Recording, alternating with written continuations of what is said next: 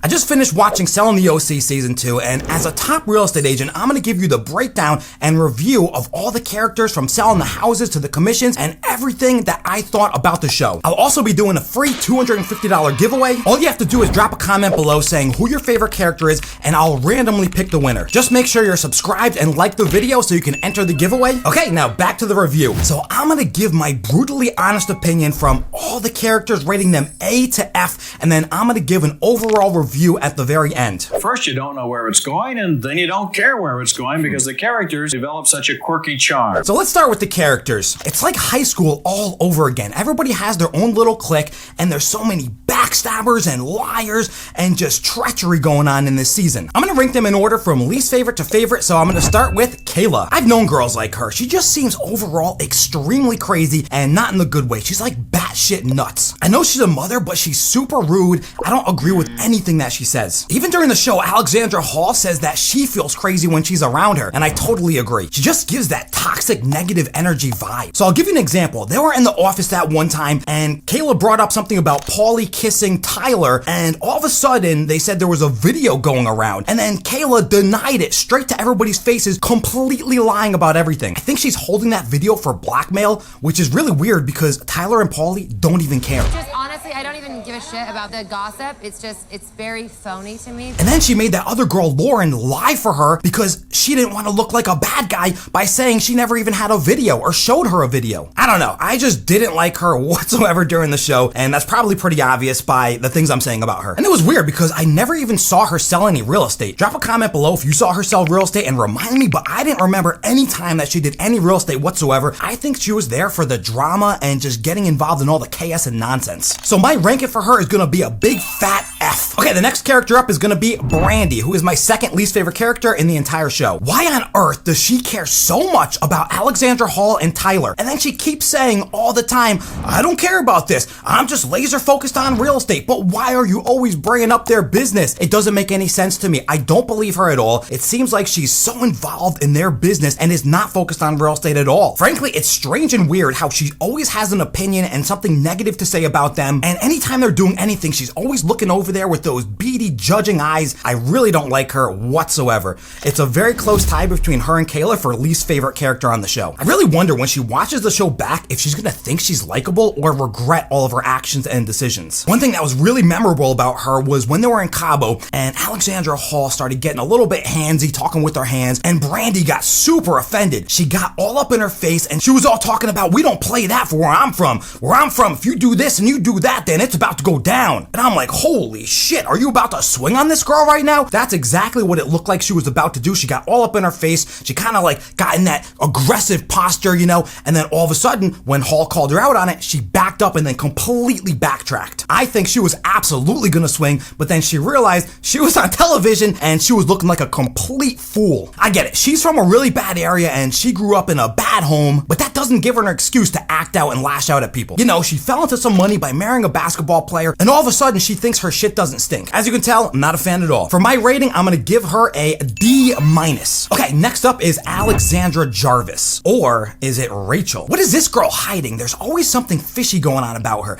She has that vibe like she's hiding something and not saying something about skeletons in her closet. I don't know, but I get a really weird vibe from her. I understand that she's an attorney or used to be an attorney, and she's got that lawyer presence to her, but she always seems like she's hiding something. Drop a comment below if you agree, but I don't know. I don't trust that girl at all. During the show, at one point, she said that Rose was actually not mentoring her, when very clearly Rose picked her up when she was a brand new agent, was taking her around. I know they were doing the door knocking together, but it was clear as day that Rose was mentoring her, and then all of a sudden at dinner that time, she said, no, Rose was not my mentor at all. What a slap in the face right there. If somebody did that to me, I would be highly offended. Rose put all that time and effort in training her and showing her the ropes, and then for Jarvis to say that to Rose, it was really disrespectful. Listen, I don't want to say she's a gold digger, but she's dating a 75-year-old billionaire, okay? And she's what, like 33? That seems a little bit odd to me. Now listen, I know age is just a number, and my girlfriend's a little bit younger than me. Judging by her character, everything she's shown in the actual season itself, she's been married or engaged 4 times. Is it just a coincidence that her husband now is a 75-year-old billionaire? I don't think so. And then I found it really funny towards the end of the season, she said that she was gonna gonna mentor the new girl, which is really weird to me and very hypocritical because she said that about Rose before. Oh, and how can I forget that time they were in Cabo and she was apparently grinding up on a guy and she never denied that. And remember, Paulie actually videotaped her, and then all of a sudden she goes over there, takes her phone, and deletes all the footage. That is shady as hell. I'm sure that kind of behavior played a big role of why she got divorced or unengaged 4 times already. Overall, she wasn't as bad as Kayla or Brandi, so for my ranking, I'm gonna give her a C-. Okay, next up is Alexandra Rose, the small blonde girl with the big boobs. At first, when I was watching her, I thought she was kind of skanky, but all of a sudden she started growing on me and became very likable to me. It just seemed like she was being really real and authentic. It wasn't like she was trying to put on an act or trying to lie to anybody.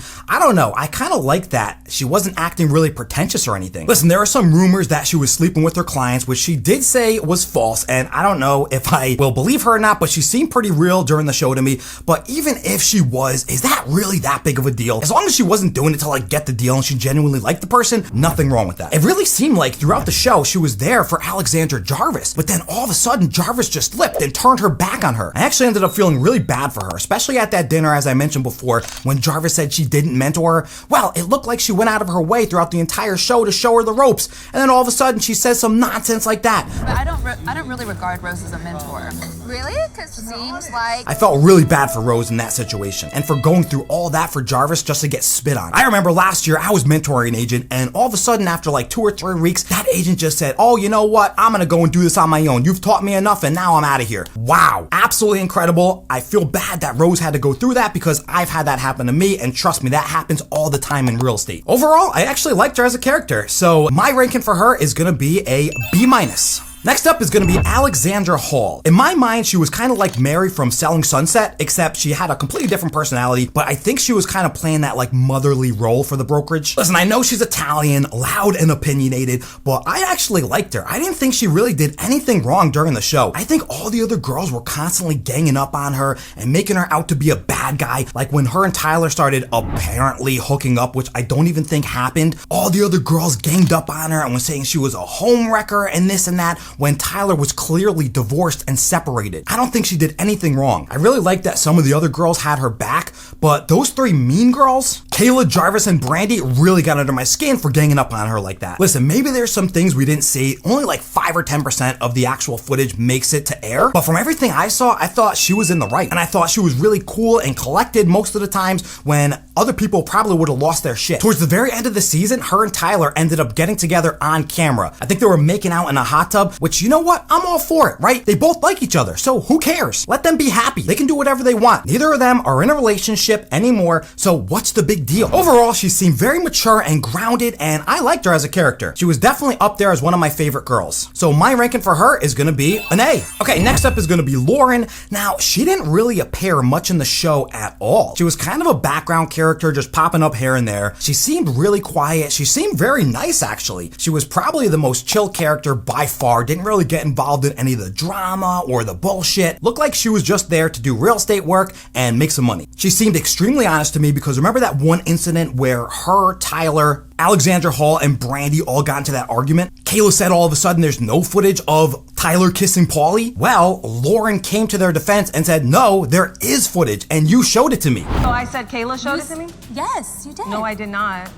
Yes, you did. No, I did not, because she didn't. She was upfront and she was honest, and I really appreciate that. Overall, I really liked her as a character. I wish she was actually more in the show, but it was probably because she didn't get involved in the drama that they didn't really show her that much. My ranking for her is gonna be an A. All right, next up is gonna be Paulie. Now, she's actually my favorite girl character in the show. She's super sweet and outgoing and bubbly. She just wants everybody to get along. When I found out she was 37 years old, my mind blew. Wow, she really looks a lot younger than that, at least in her upper 20s. I don't know how she did it, but fantastic job, Paulie. You look absolutely amazing. I really liked how she always had some interesting expression on her face, and she was always trying to make people laugh. She was very animated, and I thought she was the funniest character on the show. She was just trying to laugh and have a good time and do real estate work and make some money. She wasn't there for the drama. I know she got dragged into the bullshit all the time, but that's just because those other mean girls dragged her in.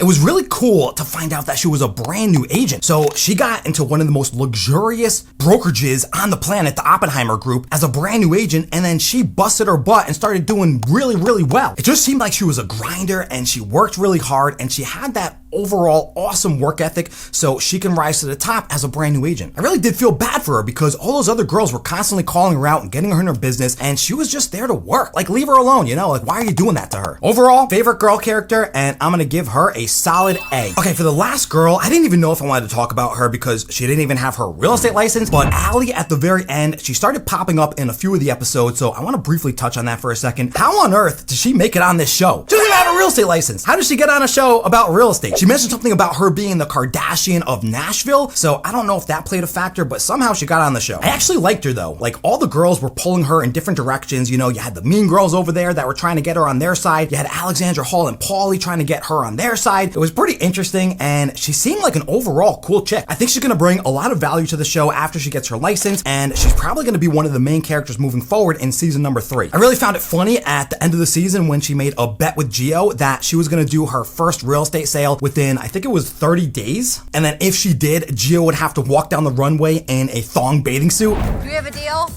Yes. I don't know what that means. Yeah, let's just shake on that. Gio, shake my hand. Walk down the Oppenheim group with a bikini on like I did in Miss USA when I saw my first listing in how many months? 2 months. After I get my license. Just do it. Yes. Deal. I'm gonna hold you to it though. Bless your heart. I'll take it. I thought that was hilarious. Overall, if I was gonna rate her, even though she's not an agent, I would give her an A. Okay, now next character up for the guys is gonna be Gio. Now, he was my favorite character of all the guys. I thought he was super down to earth. He was the best dressed by far. He was really likable, which was very interesting because he came from money. So he could have been really bad as like a rich, spoiled little brat, but no, not at all. He was extremely down to earth the entire season. It looked like he didn't want anything to do with all the drama that everybody else was getting into. He was there to make money and to work. I was super impressed by him. I know that his parents had all the connections, so he was born into that life, but still, he didn't take it for granted. He worked really hard and he made $2 million in commission in his first 2 years. That's absolutely astonishing. Again, his parents had a lot to do with that, so yes, he was kind of gifted that opportunity, but he took full advantage of it and he made the best out of the opportunity that he was given. He's clearly the top dog of the group, and all the other agents really look up to him, as they should. He's the top producer, and he's an example that all the other agents should follow. For my ranking for Gio, I'm gonna say A+. Okay, next up is gonna be Tyler for the guys. How could you not like this guy? He was super friendly and personable. He just wanted to get along with everybody, and he kept getting dragged into all the bullshit from those girls. Yes, he did hook up with Paulie, and yes, he did apparently hook up with Alexandra Hall. I mean, at the end, they really hooked up, but who cares? Why is anybody so obsessed with all of their business? It shouldn't matter. He was getting divorced from his wife. They were separated. Why would it matter if he was having some shenanigans with some of the girls? I don't think he did anything wrong at all. Now listen, I didn't see him do much real estate, which was kind of odd, but I know he's been doing this since he was 18 years old, so I'm sure he sells a bunch of real estate. They just didn't really show it on the show, which I'm going to talk about in a little bit about why it didn't show that much real estate. It was more about drama. I'm going to get into that shortly. For my ranking for Tyler, he was an awesome guy, and I'm going to give him an A. Okay, next up for the guys is going to be Austin. At first, he was really quiet and didn't really show his personality that much. I found out that he was a model, which was kind of interesting. We saw in the show that he was broke and he needed to make money so his family can get by. He had the twins, he had the stay-at-home wife, and they all counted on him to sell houses and make commission. I thought that was really respectable of him. He had a lot of weight on his shoulders, and I thought he acted really professional. You could tell that he's a hard worker and a grinder and really cared about his family. I really like this guy. He was really down to earth and really chill. I know he's newer as a real estate agent, but I can tell he has a lot of potential and he's gonna do just fine. For my ranking of Austin, I'm gonna give him a B+. Okay, and then for the guys, there was Sean. I didn't really see much of him. He was kind of a background character. From what I saw of him, I didn't really get a good vibe. I don't know what it was. I thought he had kind of a little attitude going on, but again, I didn't see much of him, but I also didn't like him that much. I'm not sure why they didn't have him on camera that much, but if I was gonna give him a ranking, I would probably say C-. So that's it for the agents. Let's just talk about Jason and Brett really fast. They're obviously the brokers of the Oppenheim group. I really respect and look up to Jason Oppenheimer. He is one of the top realtors in the world. I believe he's worth $50 million. He was an attorney before, and now he's a top real estate agent. He's a realtor that everybody could look up to. He took nothing and made it into a multinational brokerage that is making millions of dollars per year. That is absolutely wonderful that he was able to do that in such a short amount of time. I believe he's only been doing real estate for about 10, 15 years or so. I could be wrong. Drop a comment below if I'm wrong about that, but I thought it was only about about 10 or 15 years. In terms of his personality, he seems like a real down-to-earth and cool guy, especially as your boss. That's what you want as your boss. You don't want somebody that's stuck up and always breathing down your neck. You want somebody that you can come to if you have problems, somebody that's gonna solve all your problems that you have, and that seems like him. He's a wealth of knowledge, he's highly experienced, he knows how to get the deals done. He was really impressive to me. If I had to pick like a mentor type figure, I would absolutely pick Jason of all people. I really look up to him. Listen, Jason doesn't have a mean bone in his body. He just seems like an all-around amazing guy and highly accomplished. Obviously, when I rank Jason, I'm gonna say he is a A+++. Okay, I'm gonna touch on Brett for a second. So I consider him as boss number 2. I know Jason and Brett are equal partners, and it's nothing short of miraculous what him and his brother were able to do, but he's really kind of more behind the scenes, and Jason is in front of the camera a little bit more. I don't know if that's because he doesn't want to be in front of the camera. He seems a little bit more on the quiet side, but he's an awesome guy. Obviously, him and his brother built this whole entire brokerage, the Oppenheimer Group, from the ground up, so hats off to him. He did an amazing job, and seems like a really cool guy too. For my ranking for Brett, I would say A++.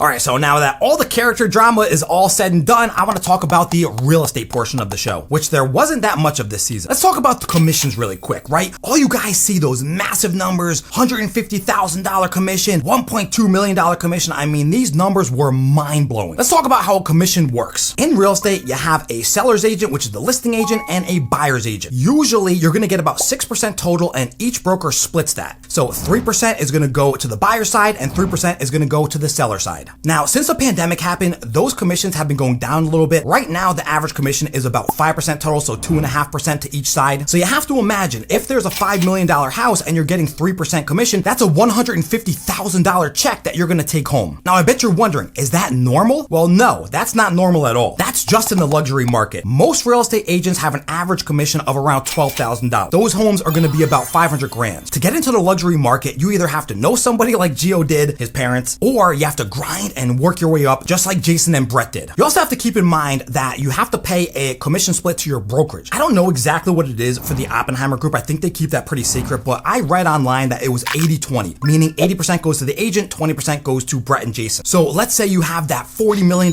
listing and you're gonna get $1.2 million commission. Well, the agent would get to keep 80% of that, which is around $800,000, and then the other $400,000, that would go to the Oppenheimer Group. And you gotta keep in mind that a lot of these agents partner up, where they're gonna be doing a lot of co-broker situations where they're gonna be splitting that commission 50-50 with their partner or some other kind of split. So after they give the 20% to the brokerage and then they pay their taxes and everything, they're really not walking away with as much as you see on TV. Listen, these numbers are real though. My biggest deal so far to date, and I've been doing this about 3 years now, is a $3.4 million home. And yes, I did make $85,000 commission on that. Now, I'm with eXp Realty. I do an 80-20 split with them as well, but I'm an Icon agent, so I actually make 100% commission. So I took home all $85,000. Listen, as an agent, I can tell you it's absolutely amazing, the feeling when you get a check like that. I wish that everybody in their life would eventually have the opportunity to make one bulk sum of money like that, and your endorphins are on like cloud 9. Okay, so that's enough about the commissions. Let me talk about luxury real estate versus normal real estate. So as an agent, you kind of have two options, right? You can go and work with buyers and sellers in the $500,000 normal range, or you can spend all your time working in the luxury market. Or you could be like me and do bulk and work with renters. Now, most agents don't do that, so for this purpose, we're just gonna talk about the $500,000 and the multi-million-dollar side. So when agents are working the normal real estate deals, they usually do a few of them per month, right? So if you're doing a luxury deal on the flip side, you're not gonna be doing many of those per year. Unless you're somebody like Brett and Jason where they're doing volume and doing luxury, obviously that's a different story. They're very few and far between. Most agents, if they do luxury, they're only doing a handful of deals per year. But it doesn't matter because they're getting massive commissions. Imagine you're making a $100,000 commission on every single deal. Well, if you do 5 deals throughout the year, you're making $500,000 in commission. If you're doing normal deals, making, let's say, $12,000 commission, you're gonna have to do 50 of those to make the same amount of money. So if you ask me, what's better, doing luxury or doing normal? Well, obviously doing luxury is better. If you can get the clients for that, then yes, of course, you wanna do luxury. The problem is breaking into that niche. You have to have a lot of connections that are rich, and it's very hard to get into that atmosphere. I wanna personally start doing more luxury deals, so next year, that's gonna be my goal, is to network with more successful people and try to sell multi-million-dollar homes more than I've done in the past. For me right now, I'm doing 250 deals per year, but I'm doing rentals and I'm making $2,000 commission. Now, yes, that's amazing. I'm still making $500,000 plus per year. This year, I'll probably end up making $750,000 or a little bit more,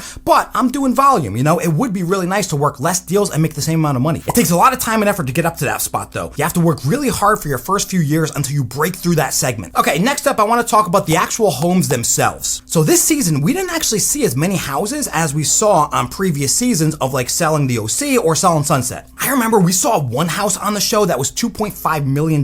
It was a tiny little shack. It was like 1,000 square feet, 2 bedrooms, 2 baths. It looked like it hadn't been updated since the 1970s. And it was going for $2.5 million. Now, obviously, yes, you're paying for the location. It was right by the water, and yes, it was in Orange County. But imagine that, paying $2.5 million for a little shithole like that. Oh my God, I would lose my mind. They were gonna tear down the whole property, and then apparently it was gonna be worth $8.5 million afterwards. Now, I don't know if that's true because all the other houses around it from what we saw look like little tiny shacks as well. So would they be over improving, or did they just not show us enough of the neighborhood? Because you gotta remember, if you over improve a house, it doesn't matter. You're gonna have to get the comps to make up that fair market price. You can't sell an $8 million home when all the other houses around it were going for $2 million. It just doesn't work that way. So I'm in Boca Raton, Florida, and this is one of the nicest areas in Florida and the whole country as well. And if you had a $2.4 million home, that place is gonna be pretty decent. Even if it's by the water, it's gonna be a lot bigger and a lot nicer than that. So those prices over there in Orange County are absolutely mind-boggling. Imagine going to a place like Nevada or Texas or Arizona. For $2.5 million, you're gonna get something extremely nice. So is it worth it to live with that governor in that state and pay that much money for a little shack? I don't know. Me personally, I wouldn't do it, but I know a lot of people love California for the nice weather. But I would personally rather live in a place where you get a little bit more for your money and don't have to pay an outrageous price per square foot. Now, let me just talk about one of the nicest houses on the show. This was actually one of the nicest houses I think I've ever seen in my entire life. It was that $40 million listing that Brett and Jason were trying to get, and knowing them, they probably did end up getting it. It was that house that had that wine cellar,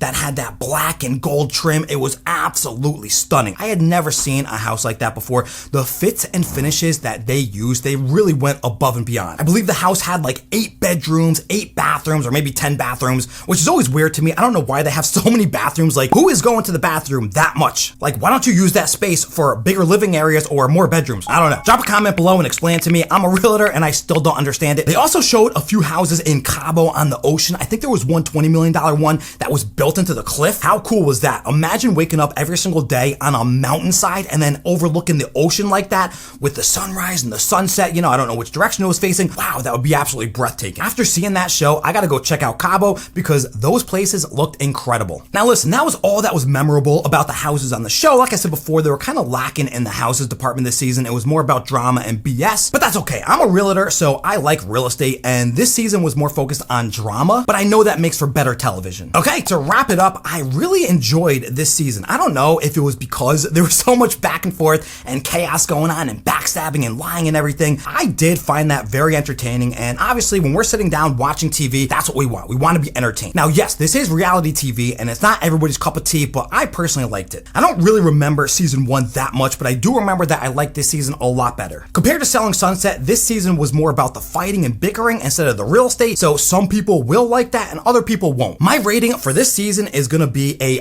B+. I definitely give it 2 thumbs up. I still think they could have focused on real estate a little bit more, but overall, I did like it. Thank you guys so much for watching. If you did, smash a like button, drop a comment below. Don't forget that I'm doing a $250 giveaway. All you have to do is say your favorite character's name in the comments below. Just make sure you're subscribed and you like the video, and I'm gonna enter you in the giveaway. I drop videos at least 2 times per week, and I'll catch everybody in the next one. All right, that was pretty good. Not bad.